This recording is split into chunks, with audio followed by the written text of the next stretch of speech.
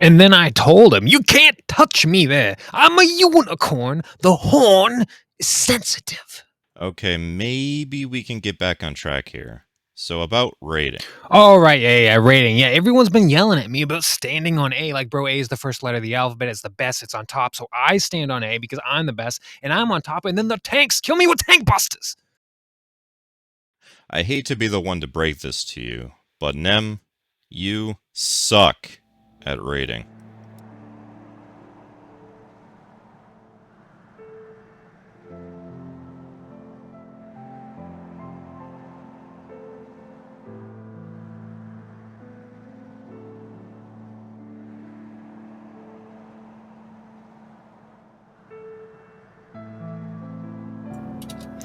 Hello, everyone. This is once again Nem, and welcome back to Blackmage Compendium. Today, we're going to talk about why you, yes, you, but also me. No, definitely why you suck at rating in 14, but also me. Recently, I was watching YouTube when I came across this lovely video by ResonantArc. Now, if you're not familiar with them, they're a couple of guys, formerly a triad of guys who have been around the block, generally have some extremely insightful things to say about video games and the culture surrounding video games. And they came out to say that children should play video games and that the power of learning that comes from video games is ridiculous. It's astronomical. It's like a really, really strong leveling up point, especially at a young age. And I would say that most people probably agree with that nowadays in the year of Enochian in 2025.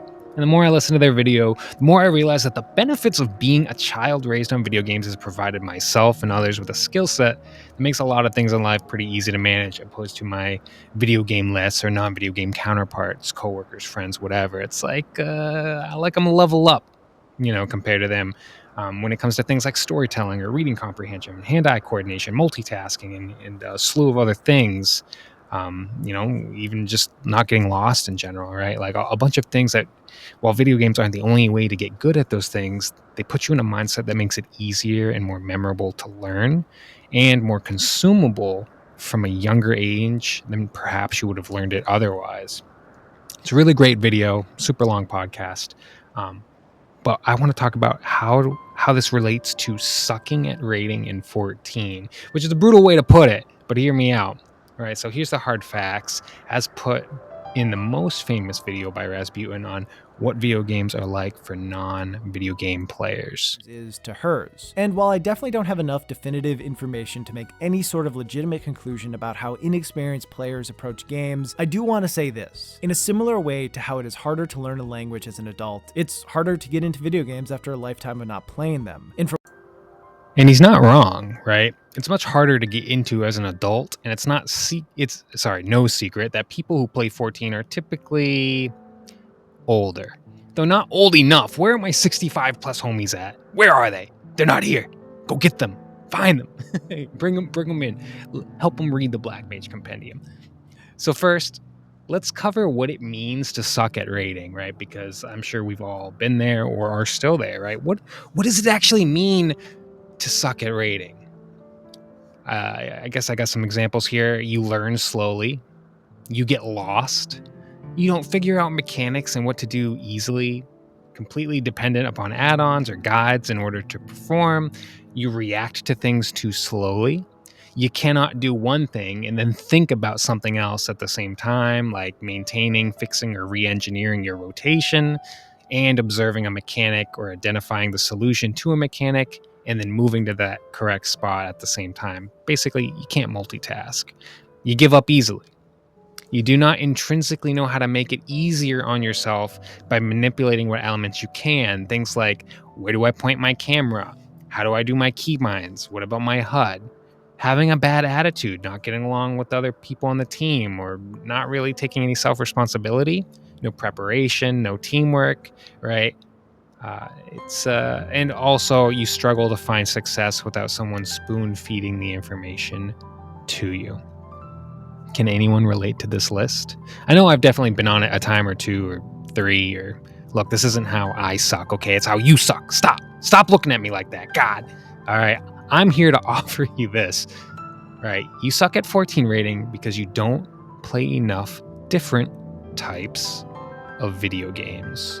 You don't play more stuff. Yeah, that's right. I'm here to convince you that games like Forza Motorsport 6, Crash Bandicoot, Ninja Gaiden, My Little Pony Island Adventure, actually, I think it's Hello Kitty Island Adventure. Anyways, they're all star-spangled candidates for improving your ability to do Savage or Ultimate Raid in Final Fantasy XIV. And maybe not all of them, right? But you get the point, right? Left, right. So check out this clip from the podcast that I watched from Resonant Arc. Then So you forget it can all. pass it, and then we move on to something else. Yeah. And what I'm saying is that state of mind, the way that we treat education, does not facilitate learning in the same way that video games do. Right. And the fact is that there are so many skills that I learned in the game that I am now seeing I have when I go into work to do this or this or this. And I see my peers who are not gamers just don't have those skills. Right. Yeah. To the same degree. Yeah. Christopher J. Ferguson and Lauren I. Hopkins. It's called Video Game Play, Myths and Benefits. So the sort of abstract or the thesis that's written in the first paragraph, I really like this because this sort of embodied kind of my feeling on this whole thing. Whether kids should be encouraged to play video games remains a topic of debate among many parents, who often entertain some of the myths associated with video game play. The authors review the latest scientific evidence to dispel worries that video game play contributes to obesity, desensitizes players to real-life violence, and causes aggressive behavior. They also discuss research that demonstrates video game play helping to improve social skills, visual spatial cognitive abilities, aids in mood management, and even appears to decrease real-world violence. They conclude that playing video games can be a worthwhile activity for most children when balanced with other life responsibilities. Very key point there. Huge. The reality is, the research, while you should, take it all with a grain of salt, points towards video games, when used correctly, are healthy and give you a leg up on life. From optimizing outcomes to your brain being more capable of shutting out distractions or ensuring you don't get lost. Video games overall are a goated learning tool because video games are the perfect package with which to make life experiences accessible and fun. They remove all the barriers to entry. I don't have to go out and drive to go to that place. I don't have to go buy that book and read through it. Like, I can just log in and have my visual stimuli while being while processing just a ton of information that's good for me, right? So let's talk about world first raters. God tier raters of 14 are good because they learn quickly, because they persevere, because they can do their rotation and learn mechanics quickly. How do they do it? Are they naturally gifted? I'm going to tell you no. No, they're not. This isn't the Olympics. This isn't like they're just quicker. They're just slightly taller and just this and that. I mean, genetics, of course, play into everything about us. But I don't think that's what's making God tier 14 raiders, because 14 is not a terribly difficult game, right? It's really not. It's a lot of puzzle solving. It's a lot of pattern recognition. It's a lot of multitasking. And that's pretty much it. It's a lot of determination. That's really that all goes into it, right? A little bit of analytics, and so are they just naturally gifted? Are they born great raiders? They simply play other games. And what's easy for them might be hard for you, right? What is natural and thoughtless for them, you might not have learned yet. You might not have practiced that yet, right? So let's go through the list of these red flags of raiding and turn you into someone who is confident, strong, and a capable raider. Because think about it, these are lifelong skills that they've been developing since they were children. I guarantee you these world first raiders have been playing video games their entire lives. They've been working on this skill in a plethora of different genres. They didn't just all grow up playing MMOs. They played MMOs and strategy games and racing games and pancake games and soup games. They did all of it. And so we're going to go through the problem list here, and I'm going to recommend some games to you that can help with these problems. So problem number 1, you learn slowly.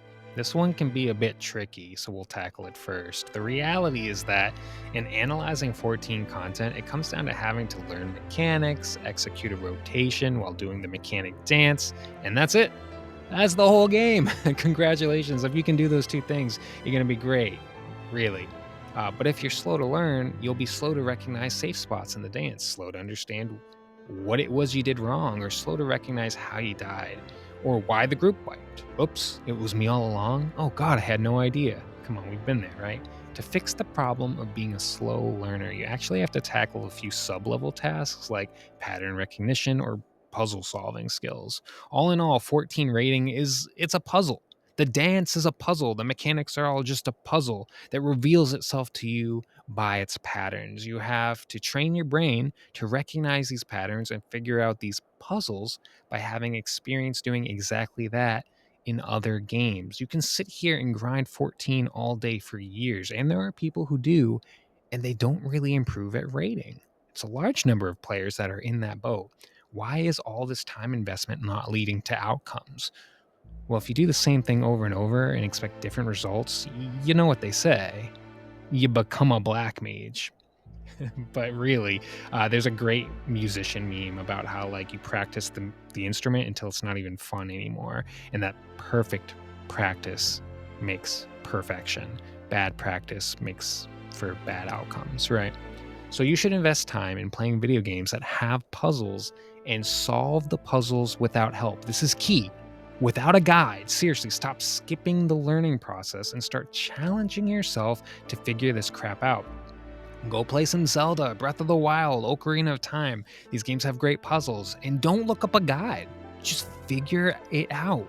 Even if you have to wander around in a circle for a couple of hours to do so, don't give yourself an out, because that struggle feeling in your brain is your brain learning to recognize patterns. Play games that have weird and confusing puzzles. Play games that don't just give you the answer. Zelda, Mario, and other Nintendo games are phenomenal for this. Another one might be Metroid or Tomb Raider, Uncharted, God of War, other great examples. Portal 2 is probably king of the castle when it comes to puzzle games. And don't look up a guide. I promise you, if you do not look up a guide, your brain is going to get better at connecting those dots and connecting them more quickly. There's a lot of pattern recognition, and that is what our brains are naturally wired to do. But you can improve it a lot by investing time doing just that, right? So if you've invested time growing that brain of yours, and you're making sure that, your eyes see mechanics, something internally automatically triggers, and you say, wait a second, there's an intelligent design here. There's a pattern. It's expecting us to do X, Y, and Z. Or you're recognizing why you died. Oh, I see. I don't fully get what's going on here, but I do see that it was me who exploded there. Or I see this happened. I see cause and effect, right? My attention to detail is heightened because I've invested time playing games that have puzzles. That's fantastic, right? So problem number 1 is the puzzles. But what about problem number 2? What if you have a problem with getting lost? What if you're directionally challenged? So I've rated with a lot of players who cannot keep track of where north is. In 14, you've got to know where the A marker is, where north is. And to some, north is a foreign concept, a country erased to time, a continent sunk to the bottom of the sea. Do you see north? Nope. No north for me. If you are a player who gets lost in all of the chaos of people dancing around, mechanics going off, and you can't keep track of your marker in the arena, I have news for you. You need to play more games that have you internalizing where your location is in the game. Games that are easy to get lost in, like Metroid and Zelda, especially like the Zelda temples, or fantasy games where you need to traverse caverns like Elden Ring, Dark Souls, Neverwinter Nights even. You could be playing Elder Scrolls. You have to use a map, know kind of where you are, and figure it out. You might have to memorize room locations and not get turned around. Castlevania is also a really good series, or old school Final Fantasy games. No guide, no map outside of what the game gives you, just figuring it out. Dragon Quest as well. Dragon Quest 1, 2, 3, oh God. Have fun with that one, especially like 2 and 3. Spending time playing games where you need to check the map, know your location, backtrack, and find stuff, it's going to make finding north in these arenas, in these fights, so much easier, completely automatic. So for those of you that struggle with all the chaos of mechanics, you won't lose your place so easily. You won't get turned around. You want to be accustomed to where north is, where east is, where west is, where south is, and be able to reorient yourself to those locations so that you don't have to think about it just because you ran in a couple of circles or you got turned around. Navigation is a super important skill, and video games can get you to a place where you don't ever really feel directionless or lost.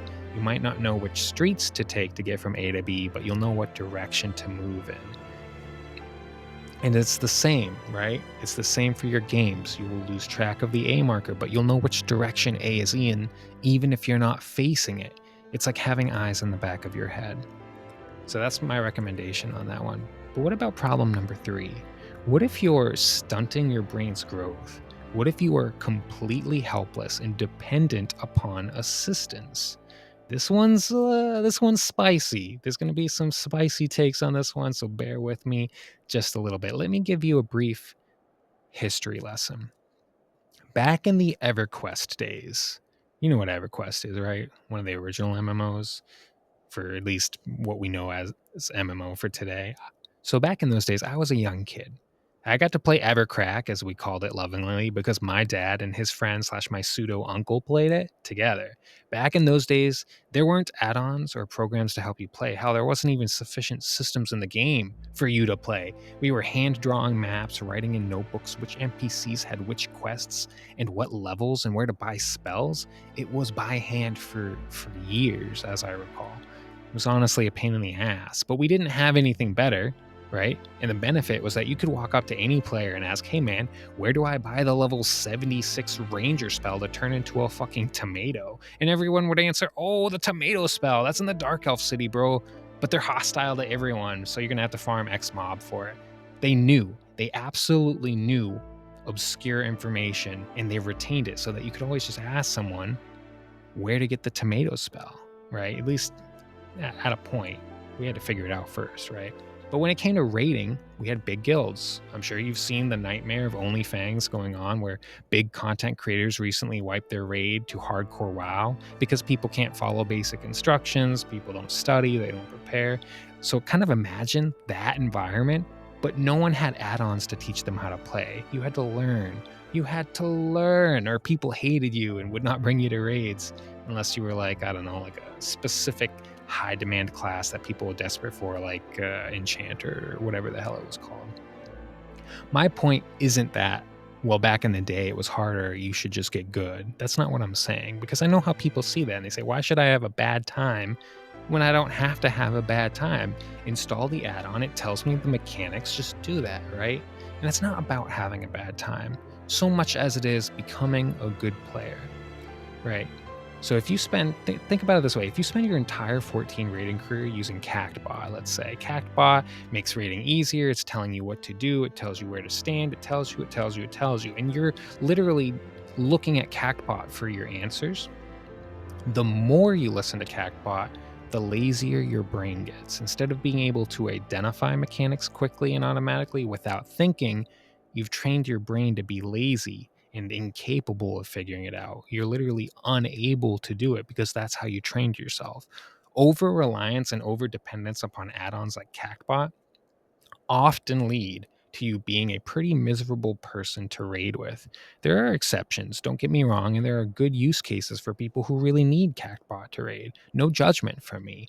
But this is a warning that such add-ons very often are depended upon by people who do not have the cognitive ability to raid without it, and that leads them to sucking at raiding and never developing that cognitive ability. Instead of building your levels and your skills up, you're neglecting them and becoming a really terrible raider. So if you don't want to suck at this, right, you want to wean yourself off the add-on dependence, and if you must use them, or if you really prefer to use them, make sure that you can learn and play without it, only using it as a tool to help and not a hospital bed to live in.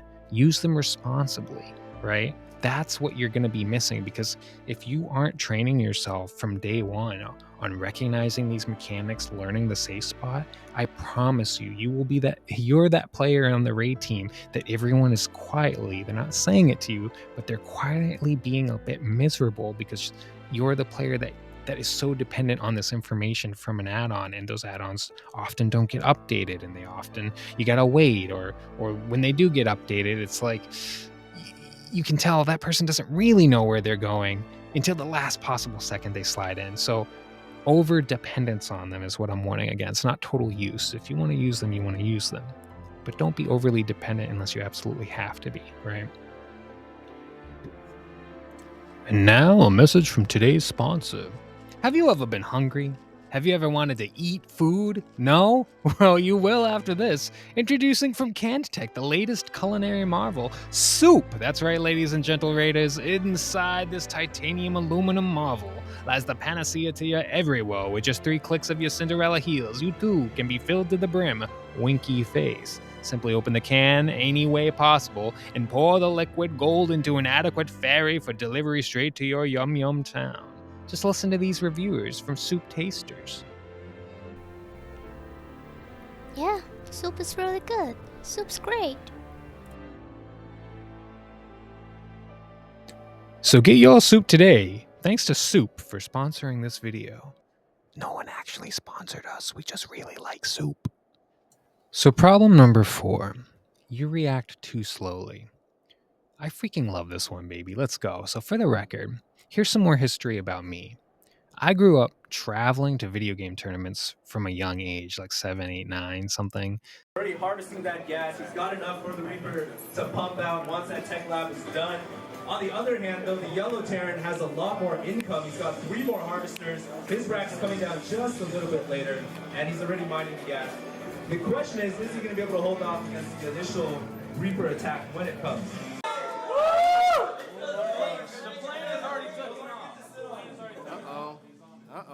His map is he can't move like he wants to. Bigger than the move.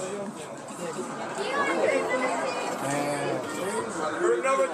I played FPS game tournaments like Halo, fighting games like Soul Calibur, Dead or Alive. Never competed in a Tekken tournament, but I just didn't really like Tekken competitively. I was kind of lame like that, I guess. Played lots of FPS, played Call of Duty when it came around more, and eventually I would be on an esports team for a MOBA where we actually beat professional teams like Cloud9, Panda Global, some others. It was a crazy good time. And let me tell you, you learn a lot through competitive gaming. For this one, let's focus on reaction times. There are a lot of games that teach you how to react quickly, but 14 does not do such a good job at this. Whether it's playing Forza 6, a high-speed racing game where your trajectory and reaction time literally are with you every second of the race, pre-planning your drifts and for how long, and looking at the racetrack, accounting for other players trying to pass you, or whether it's Ninja Gaiden where you must fail, and fail some more until you can anticipate what the enemy who is off screen is going to do to you if you don't act right now to save your own life. So whether it's Halo or Valorant, which are extremely punishing games if you don't master camera control, reaction speed, moment-to-moment gameplay. These action games or FPS games are proven to change your brain so that you can shut out distractions more easily and hyper-focus. They also drastically increase your reaction speeds. If you play these type of games, you'll find yourself not so stun-locked when mechanics are coming out. Your brain won't lock up on you. You won't freeze or be indecisive. If you play these games to try and really enjoy them, you end up walking away with a faster, better brain. And there's tons of research here to validate that. Problem number 5, you cannot multitask. Oh my God, do I love this one too. In 14, you need to multitask 2 different things. 1, you need to be able to observe mechanics, identify the patterns, and resolve the mechanic by moving your ass to the right spot within a few seconds. And 2, you need to you need to do a good enough rotation at the same time to do enough damage. On some jobs, this can be kind of painful, like, doing non-standard Blackmage lines while resolving APOC and Fru. It's pretty tough until non-standard is second nature and until reading those debuffs is second nature. And, if you're melee too, you've also got to be accustomed to flexing for the ranged players, right? It can be quite a bit. So if you're like a drummer who has 3 beats going on at once, or maybe like a StarCraft player who can attack with an army and build a base at the same time, that's kind of what you're dealing with. And that is correct. We are going to talk about strategy games. If you struggle to maintain a rotation and mechanics at the same time, strategy games are your go to for improving that skill. Whether it's Warcraft 3, StarCraft 2, Dawn of War, whatever, as long as it's a real time strategy game with multitasking, this is your gateway to being able to improve your raid performance and stop sucking. Just listen to this testimonial from a former sucky raider. Yeah, starting out, I was the worst raider. I just thought Eden had a cool design and I wanted to get a cool mount. I didn't know what a mitigation was. I'm not playing tank. I just want to do damage and kill things and make my fellow players beg for me to heal them. What's this nerdy card stuff doing with my earthly star? But then I discovered Yu-Gi-Oh! Master Duel, and let me tell you, that all changed. I soon discovered my own pot of greed. The blue-eyed white dragon that is Pictomancer, I card them just like a club bouncer. And the price of admission for Club Bean? It's 6% of your DPS. And if you're not a Picto, no worries. You can pay your alms when I press Divination. Don't want to? Well, you activated my trap card. Divination is gonna touch you anyway. And if it doesn't... Problem number 6, you give up too easily. So when I was a kid, I got hooked on some pretty difficult games. Ninja Gaiden being probably chief amongst them, but other games too, like Dead or Alive, it's a fighting game, or StarCraft or Warcraft, games that take time to master and that they're pretty punishing when you fail. I was also hooked on things like Halo. That legendary difficulty was considered no joke at first, even if it's pretty normal today. Doing difficult things for the sake of difficulty was at first not that appealing. I mean, if I had more fun in Warcraft 3 custom games, why would I do the difficult task of learning how to play in ranked? It's much harder. Ranked Warcraft 3 takes a lot more work. But here's the thing. When I hit about middle school, I started really desiring to be good at things and desiring to get the rewards that come with that. The appeal had always been there. In Warcraft 3, you had that cool account icon that most people didn't have, that level next to your account, right? It's cool stuff. Or in Ninja Gaiden, the sick armor you could unlock and the weapons and the prestige of, oh, I beat Ninja Gaiden. If I could just persevere, how cool would I be in my own eyes? How cool would I find it that I did that? Would I be proud of my accomplishment? Did I struggle? Did I learn and improve to get there? Was it worth all the frustration and difficulty? And doing hard things in life is a life lesson many people never learn the value of. In life, you reap what you sow. We all know that. And if you only do easy things, you only get the easy tier rewards. And difficulty honestly scales and weighs differently from person to person. But my point is, you get what you give. And Super Mario 64 was a really good example of this because it was a hard game for me as a child to learn how to play because 3D games were new and some of those jumps in Super Mario are really, really difficult. I had no guide to teach me. I just had to figure it out. But I did it. I eventually beat that game. And what was my reward? Seeing the secrets at the end of the game where you could get on Yoshi, he was secretly on top of the castle. Seeing the end of the story, it made me better. I improved to get those rewards, and I was happy to see the end of the story, the conclusion, right? And my brain got better at handling challenges by comparison. I grew not just in gaming, but as a person more capable of handling difficult tasks. Doing difficult things is something everyone should typically strive for, to challenge yourself so that they might reap rewards that they want. For many, they can't handle the stress or frustration of the challenge, and it's understandable. Everyone has limits, but striving to push your limits, grow your limits, and become a level higher today than you were yesterday, that's basically human nature. For doing hard things, I recommend literally any game outside your comfort zone, especially PvP games or action games like Ninja Gaiden, because I love Ninja Gaiden way too much. But really, pushing yourself in this way is a big deal. It can also be a big deal to finish a long RPG, like Persona or a Final Fantasy game. Beating those hard bosses and seeing your quest through to the end, that's an accomplishment. You want to build perseverance within yourself so that when raiding hits a real wall, you aren't the person who breaks the team apart with your giving up. For me, it might be challenging a fighting game on the hardest difficulty, or beating a Dark Souls game, or dare I say it, Ninja Gaiden on Master Ninja. It's super frustrating, but it's fun and it's rewarding. And it's ultimately an experience that you get to keep when you're done. You get to walk away with that memory, with that experience, with that struggle. And if you feel proud of it, awesome. If you don't feel proud of it, you still gain, right? So challenge yourself and you'll learn to be patient. You'll learn to not give up so easily, and you'll learn to stop making excuses for why you give up when you do. It's so easy for us to logic our way, argue our way out of giving up. Oh, this game's dumb. Oh, that group is terrible. Oh, the fight's poorly designed. Oh, I just got too much, blah, blah, blah, blah. Like there's always an excuse. But all of that is the same thing. It's giving up. And you wouldn't be complaining if you didn't care about getting it done in the first place. So maybe you just need to learn on how to stick through to the end sometimes, endure the challenge, get it done. So for the next problem number I don't remember, you don't know how to manipulate your elements to make it easier on yourself. Now in 14, a lot of people want a zoom out add-on to make the game easier. This is a fair thing in some cases for sure. The camera feels cramped a lot of the time. But, big buts. I can't lie, this problem is 100 times worse when players don't know how to manipulate their camera. They don't know where to turn and look, how to move with the camera fluidly. They're stuck looking everywhere except the spot they need to look.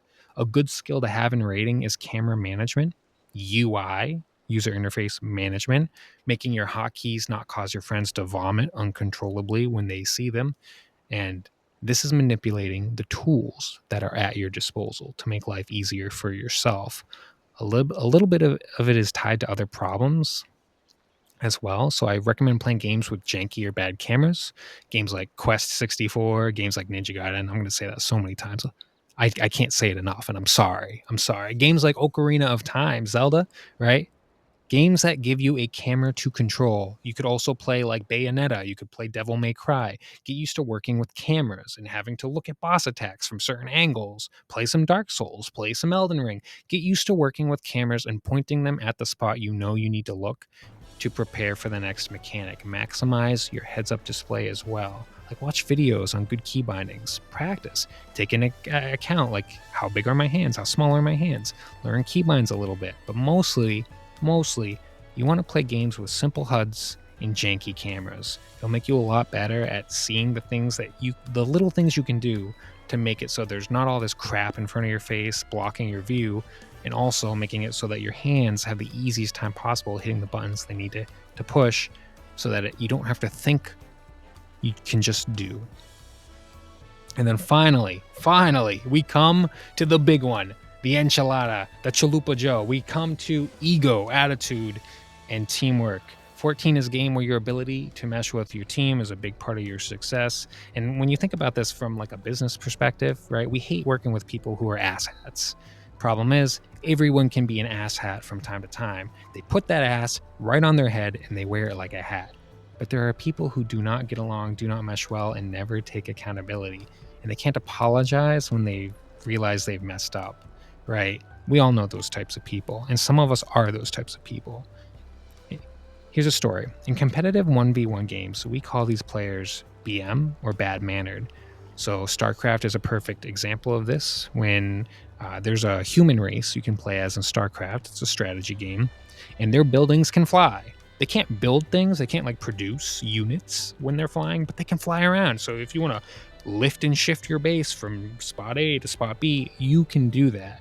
The problem is sometimes when these human players get beaten, like they know there's no way they could ever win the match. They've been decimated. Literally, victory is out of reach. These human players sometimes will lift their buildings and fly them to different corners of the map to hide the buildings from the other player. It doesn't make them win. It just makes it take longer to end the match. And as kids, we used to do this because we'd be like, sometimes the other player would get frustrated and just quit the match and you get a win, even though you really lost. But we call that bad-mannered. Like you're being rude, you're being disrespectful to your opponent. They won, they deserve the victory. Why are you trying to cheese them out of it, right? And so in team games, people don't want a persistent team member who's BM, who's bad-mannered, who's consistently a problem.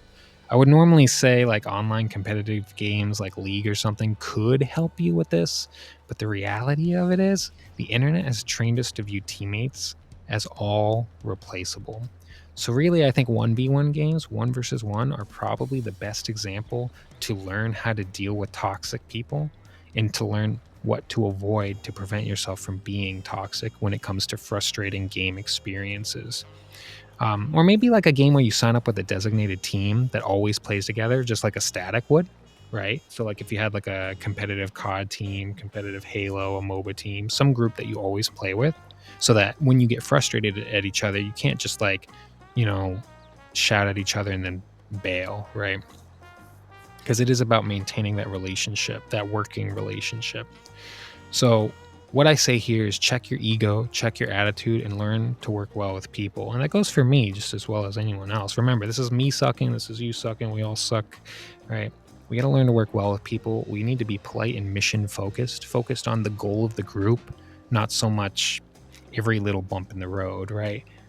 Competitive games can be a good arena for this, but also you just need to learn to recognize the bad behaviors and learn how to deal with your frustration. It's a tricky element to learn. But anyways, that was a long video.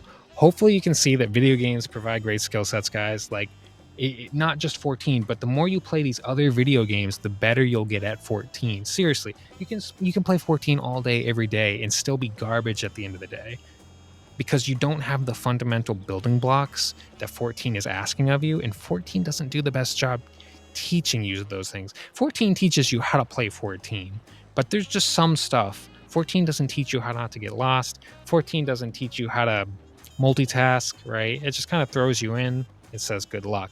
And sometimes you need a wide breadth of experiences to build the foundation of yourself on. So I say, play some other games. Play stuff you don't normally play, and don't just give up right away. Stick with it. Get that reward. Find something you think is cool. That could be Animal Crossing. That could be Stardew Valley. That could be, like competitive ping pong. I don't know. But figure out what you like and have fun doing it, and focus on the improvement of mastering that thing. And you will come to 14 on raid day a much better raider. So thanks for watching, everyone. If you enjoyed, please like and subscribe. You saw my analytics. I know who you are if you don't sub. I'm going to take it out on my static. I will take it out on them. I will. I'll ruin their lives. So please click the button for their sake. But anyway, this is Nem. Thanks so much, and until next time, see ya.